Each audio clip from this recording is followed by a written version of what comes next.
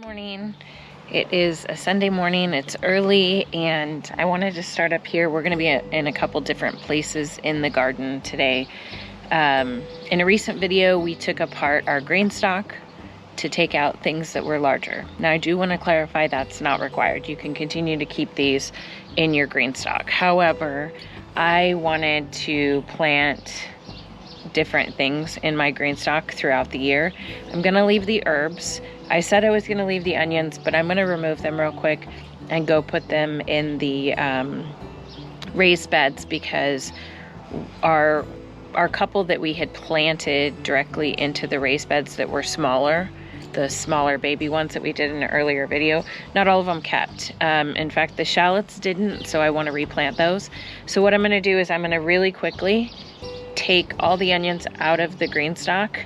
I'm going to leave it separated so that we can plant seeds in here. I want to put more flowers. We're going to move the herbs from inside of the kitchen out to the Greenstalk. And then yesterday we took all of our pumpkins and watermelon, zucchini, and strawberries out of the raised beds, and we took them to the shop garden at the back of our property. Today, after we move the onions and relocate them, we're going to take the seedlings that we've been hardening off, and we're going to take those back and put them behind the shed. So let's take out the onions real quick and transplant them. If anything I want you to learn from moving these plants around is that while there is a period of shock and I would prefer not to move them, it is nice that we've had, I think I've said this a couple times, it's nice that we had a starting place to start some of these plants as we develop the rest of our beds for the year. Now, if you're really good at prepping your raised beds way earlier in the season, I think that'd be the better way to go. If not, what I want those gardeners who feel like they're overwhelmed by all the requirements of gardening, just do what makes you happy. And if it works, it works. If it doesn't, it doesn't. I don't get overly worried about, let's see, what is it right now? It's the third week in June right now for me, and lots of people are harvesting. I think I've only harvested one cucumber, and I could harvest some of the onions, but I'm gonna let them bulb up a little further, grow bigger in diameter. I don't have anything I'm harvesting from the garden at this time. However, I do, all of my plants, as far as flowers go, are doing incredibly well. So I don't want to banter on, but let's take the onions out, put those in the raised beds, take the seedlings that have been hardened off, exposed to the outside temperatures and sun, and take them back and add them to the shop garden. Then from there, if you're wondering what happens next, is now I have room for more seedlings in the shed. I'll have more room for the Greenstalk to have more plants, and the process will continue on. The kitchen, I'll reseed the herbs. I might even plant some flowers. Actually, that's what I should do, is I should plant some flowers in those 4-inch diameter tin, so that we could just see the difference, how pretty it might be. Don't hold me to it, because I gotta find flowers that aren't gonna get 18 to 20 inches tall. So anyway, without further ado, let's get started. These are the onions we'll be taking out. These are doing really well. I mean, look at that. That's bigger than when we planted it, so that's great.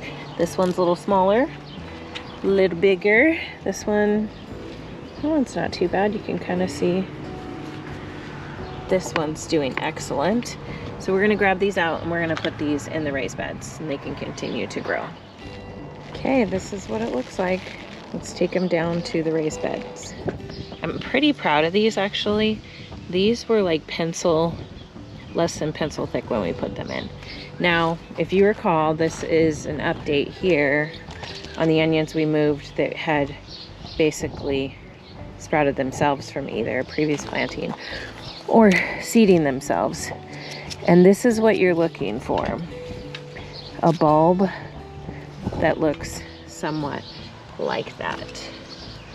So let's get the ones over there planted. And then I have heard a trick or a tip from other gardeners that if you pull the dirt away like that and let the bulb expose itself, it'll grow bigger bulbs versus this one. See how this one was buried? If you move that away, I don't know if the sun exposure to the middle of the bulb allows for bigger growth, but you can also see how big they are getting. Like I can only imagine how big this one is. This one's pretty far in there. Now when we put them in there, we needed them to have some kind of stability. The high winds here, I didn't want them to just get blown over. Well, that one's pretty deep, but it looks pretty big. Let's go plant the others, but look how gloriously big those are. These are probably going to be the largest onions I've grown.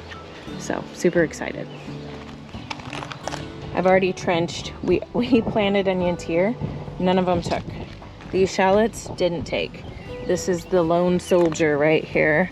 I'm hoping this is a shallot, but I think it's just a green onion. Or just one of the, sorry, not green onions, one of the yellow onions we got over there. So let's plant these ones up.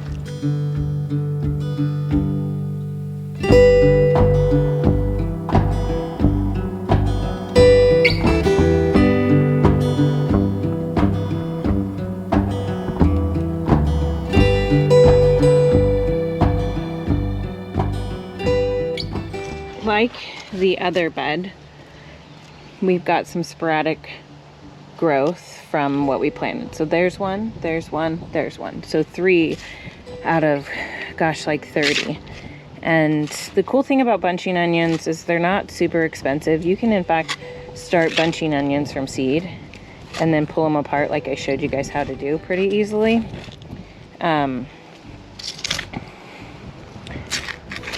So if you want, I'm gonna get too deep again, so I need to slow down. So if you want to reseed or overplant or I guess you could say over seed, like at the start, like you're like seed so many in the beginning that if you have some fallout, you're okay. How cute these little onion bulbs are.